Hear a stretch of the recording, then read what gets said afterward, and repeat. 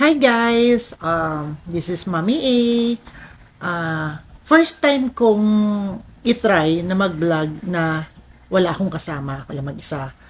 Kasi mostly lahat ng vlog ko palaging marami kami or may kasama ako palagi. So ngayon, magba-vlog ako na mag-isa lang. Ngayon, December 24, wala nga yung mga anak ko. So ako lang mag-isa dito. So nakakalungkot pero okay lang. Samahan niyo ako guys and Merry Christmas sa inyong lahat.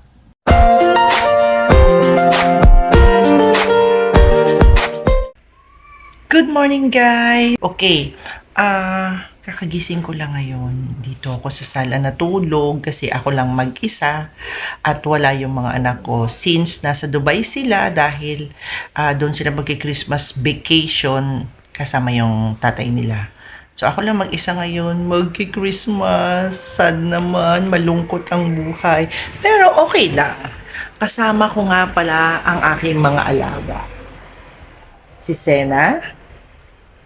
And then, ayun, Rootless. Siyempre may isa pa akong alaga. Ayan. Si Mango. Kakapanganak lang niya. 5 yung babies niya. So ako lang mag-isa dito ko sa sala natulog kasi alam nyo pag mag-isa ka lang. And then may isa pa akong alagang pusa. Ayun, nasa ilalim siya. Ayan. Ayan. And then, hinahanap ko yung isang maliit na pusa. Sana. May isa pa may baby yung anak ni Sena. Wala. Asa na yung anak ni Sena? Hindi ko makita. Wala. Asa na kaya yun? Hindi ko makita. So guys, samahan nyo ako ngayon dahil mag-isa ako. Paano? Later na yan. Bye!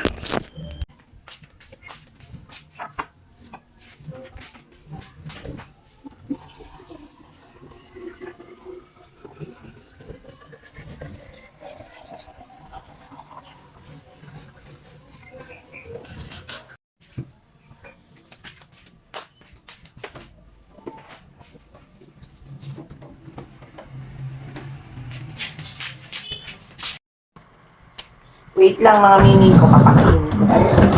Ay, wala na kayong food. Bibili na naman si mama. Kunti na lang to. Oh my God. So, ito na lang. Mamaya, bibili ako ng food. Kunti na lang.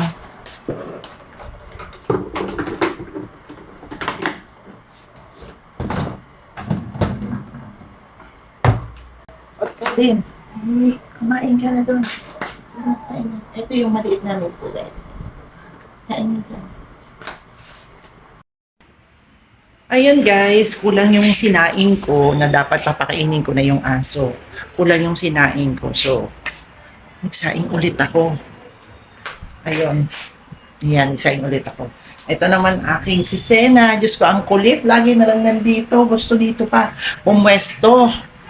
So, siguro yung mga kapitbahay ko, nagre-ready na sila for Noche Buena. So ako wala akong ire-ready. Kasi later on, pupunta ako kay Tita Patatas. Doon ako makiki-Noche Buena kasi mag-isa lang ako sa bahay. So doon lang. Kasi syempre, malungkot, walang kasama. Pero at least yung bahay, inayos ko muna. Para at least lumabas naman ako, malinis. So, later ulit, guys. Samahan nyo ko. Bye muna.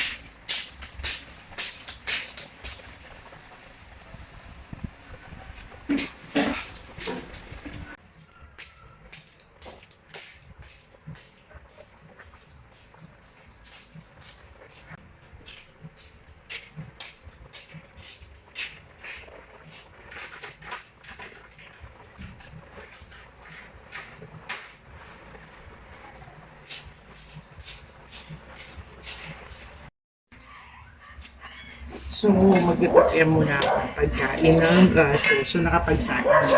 Ito.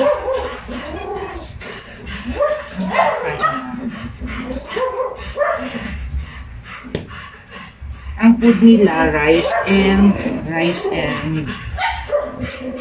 tawag yung patay ng manok nila, gato. Tama, maingay na sila.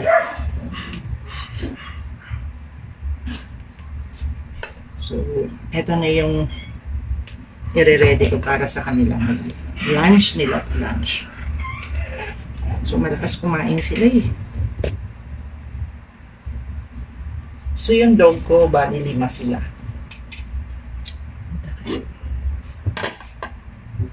Ayan guys, mag-prepare na yung pagkain ng aso. Ito yung atay. Nalagyan ko muna ng sabaw.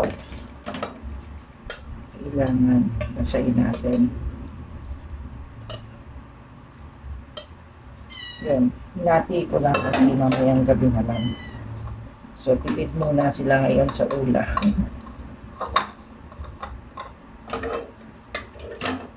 Para meron pa sila mamayang gabi. Pero mamaya, babe, lalabas ako, bibili ako ng pagkain nila. Kasi hindi pwede, kailangan meron silang pagkain. So, bibigyan ko rin yung mga pusa kasi kumakain sila nito. Nalagyan ko pa rin sila kahit konti. Ayan. O, ito na namin. Ito na po. O, ayan na yan. Ayan, kain na kayo ah.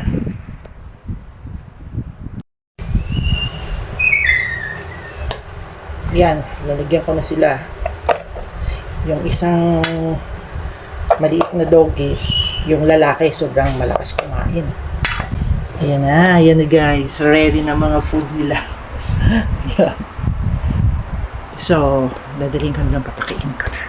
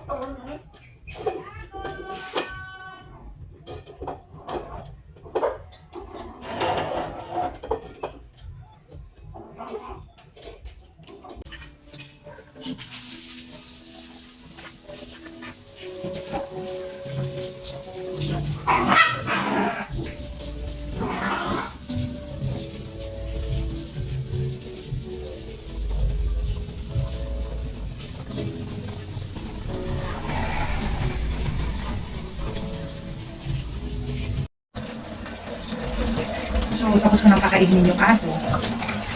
Higasan ko yung mga inainan nila. So, ako naman yung kakain. So, guys, ito yung lulutuin ko. Ito na lang yung kakainin ko. At saka, tinapay and pansit kanto.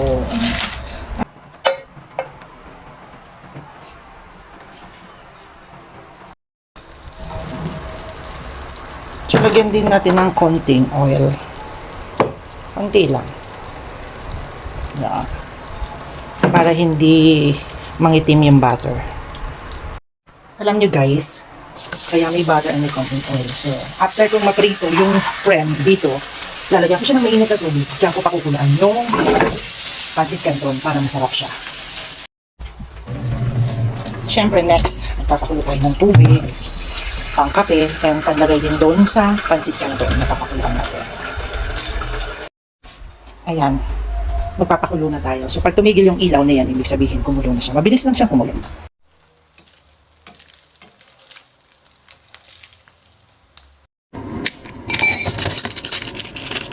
So, ito yung favorite kong coffee. Coffee ko, blanca.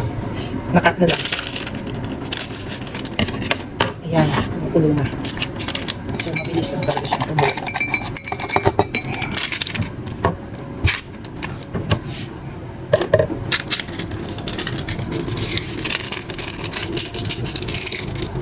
So, pag-stop niya, namatay yung ilaw. Yun. Ayan, ito siya. Ayan. Nalagay ko na.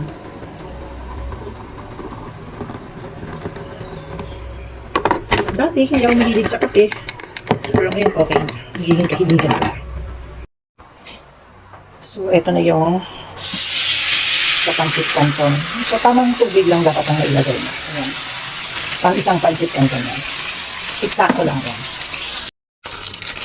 Open na natin ang pancit canton. Ayan. Kumukulo na siya na lang.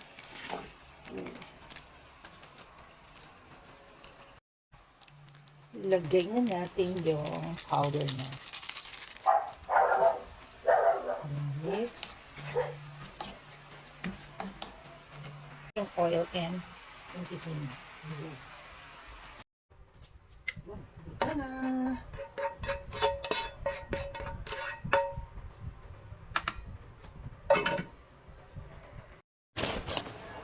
And then, mag-iinit tayo ng pandesal dito sa air fryer. So, dalawang pandesal kasi malaki. Dalawang pandesal. Ito yung pandesal ko. Pani Manila. And then, may binigay sa akin si Sis Jo ng kinapay din. Pandesal din siya. Cheese bread daw to. Cheese pandesal, I mean. So, try ko. Titikman ko.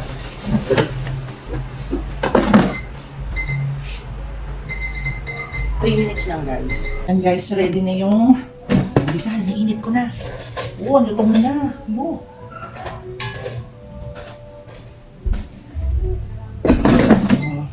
Let's eat!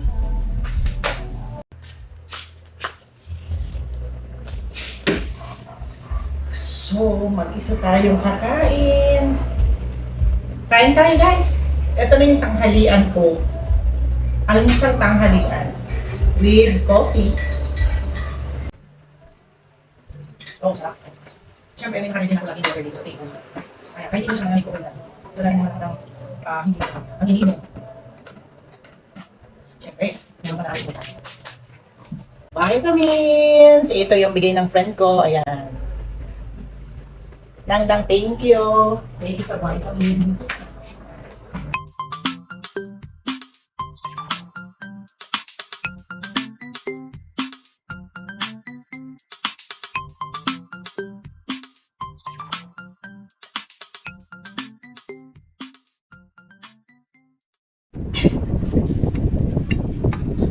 Kaya pala masakit na yung ulo ko kasi puno na. Kasi anong oras na, oh. Siguro mga 1 or 2 na. Ayun pala ang mananangalihan tsaka ano sa yan, siguro sumasakit na yung ulo. May pala siya sa usaw mo. Wow.